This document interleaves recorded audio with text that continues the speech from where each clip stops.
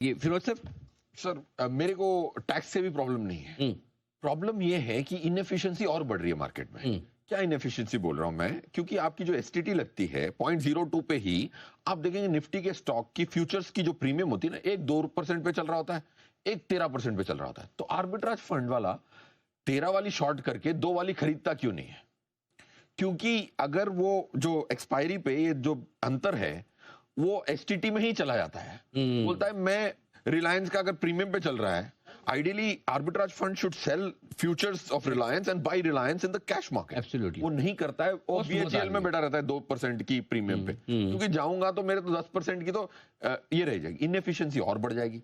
कोई इतनी inefficient market मैंने नहीं देखी कि टॉप 50 स्टॉक्स इंडिया के futures they should all closely replicate repo, but एक 25% पे भी प्रीमियम पे चल रहा है, दूसरा -3 के डिस्काउंट पे चल रहा है। दिस आर्बिट्राज और खराब हो जाएगा। दूसरा, बड़े स्टॉकों के लिए बहुत बुरी खबर है, क्योंकि volumes efficiency of price discovery आती कहां से है? फ्यूचर्स से आती है जी। राइट। एक आदमी ऑप्शन मार्केट में तो कैप लगा रखी है, आपने फ्यूचर्स में इतनी कैप नहीं है। 15% of the overall India is the cap for a specific pan. Option में तो 500-1500 करोड़ की कैप लगाई हुई है। तो फ्यूचर्स में आपने कैप नहीं लगाई, वहां टैक्स लगा दिया, इनएफिशिएंसी।